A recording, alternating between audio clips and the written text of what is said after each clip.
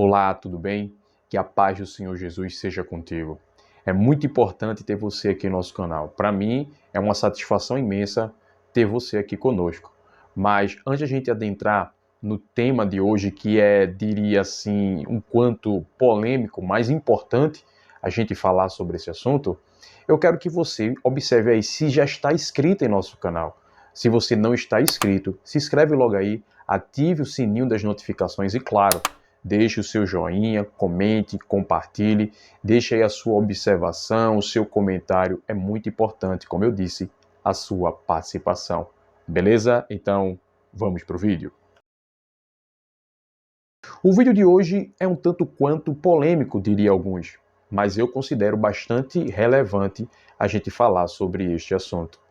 Recentemente, não sei se podemos chamar assim mais, né, uma jornalista da emissora que parece mais que está trabalhando a favor do Estado como uma imprensa estatal, divulgou um comentário o tanto quanto arraigado de muito preconceito religioso, ou seria cristãofobia.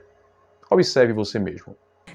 O Brasil é muito religioso, sempre foi considerado o país mais católico do mundo. A gente sabe que essa proporção está se invertendo a favor das novas religiões evangélicas, mas o fato é o seguinte, a pena disso tudo é que muita gente se aproveita da boa-fé de pessoas que ou sejam mais humildes, que tenham menos informação ou que estejam sofrendo, desesperadas, sem emprego, solitárias. Fácil alguém chegar lá, cria uma empresa que se chama igreja, põe um nome, cria uma conta bancária, não paga IPTU, não paga os impostos e ludibria a boa-fé. Então, é bonito, né, as pessoas acreditarem, as pessoas terem fé, acreditarem nos dogmas, mas eu acho que falta um pouquinho do Estado dar mais atenção a essa questão, porque chega num limite em que não é mais religioso, não é mais pessoal, vamos dizer assim, rentável, né? E isso é triste, né? Você deixar os cidadãos menos informados, que estão mais vulneráveis, na mão de gente capaz de qualquer coisa. Sinceramente, ao ouvir esse comentário, eu percebi alguns pontos que é importante falar nesse vídeo aqui.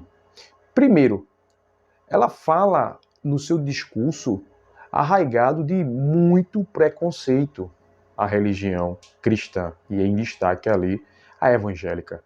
Ela começa a falar de novas religiões evangélicas e tal, ou tipo, vendo o crescente, né, a ascensão da religião evangélica no Brasil, o crescimento, e também, obviamente, isso tem a questão política. Sabe-se que os evangélicos têm uma posição política, pelo menos a sua maioria, voltado mais para a vertente de direita, conservadora, para aqueles políticos que defendem pauta como a família, a defesa da família, os valores, a moral, enfim, esse assunto. E aí ela fala de uma forma generalizada, como se todos os evangélicos, todos os cristãos protestantes fossem pessoas que só visassem o dinheiro, aproveitar as pessoas e tal. É óbvio que pessoas ruins e más tem em toda a gama da sociedade. E no meio evangélico não é diferente, infelizmente. O próprio Jesus nos alertou que haveria falsos profetas, falsos mestres. O apóstolo Paulo, quando estava na igreja de Éfeso, ele alerta dizendo, olha, eu sairei do meio de vocês e adentrarão em vosso meio lobos devoradores. O próprio Jesus, ele diz que existem os mercenários da fé, mas não são todos. A generalização, já diria, toda generalização é burra. Então, quando ela generaliza e apresenta nesse discurso manso, um discurso com a voz suave, é um perigo. Você percebe que existe um preconceito, existe uma perseguição a nós cristãos pelo nosso posicionamento. Ela cita que os evangélicos são aproveitadores da boa-fé, daquelas pessoas humildes. Ela até usa dizendo que essas pessoas têm menos informações. Menos? Oh, não existe menos, querida. Mas vamos cortar isso aí. Segue em frente. Aí ela cita a igreja como uma empresa que não paga impostos, que usufrui disso, usufrui daquilo outro e tal, e possui ludibriadores da fé. Não, pare com esse discurso. Infelizmente, queridos, o pior está no seu final do discurso. Quando ela cita de uma forma bem delicada, mas toda maliciosa, deixando a ideia que venha existir na igreja uma intervenção estatal. Quem é o Estado para intervir na igreja? A palavra de Deus nos diz que nós devemos obedecer acima de tudo a Deus e não aos homens. Se a partir do momento os homens, com a Constituição, com as suas leis e tal, imperpetrar perseguição contra a igreja, nós não temos que obedecer à lei dos homens, mas obedecer assim a Deus. Essa senhora jornalista, que demonstra um discurso totalmente parcial, ela revela um desconhecimento cabal e absurdo sobre a fé cristã. A igreja evangélica, ao longo dos anos no Brasil, ela tem contribuído absurdamente na recuperação de pessoas viciadas, seja no álcool, seja em drogas.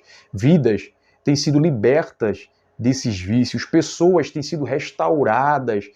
O que o Estado não faz, a igreja tem feito com muito louvor. Quantas famílias foram abençoadas pela igreja? Quantas famílias foram assistencializadas pela igreja? Veja, a igreja ela está espalhada em todo o Brasil.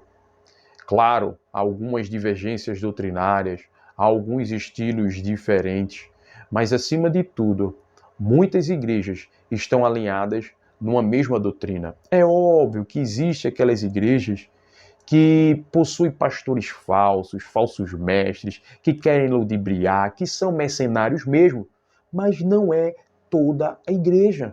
É uma representatividade que, comparado com o trabalho que a igreja tem exercido ao longo dos anos no Brasil, é muito pequeno, embora que, infelizmente, diga-se de passagem, faz um estrago em algumas vidas.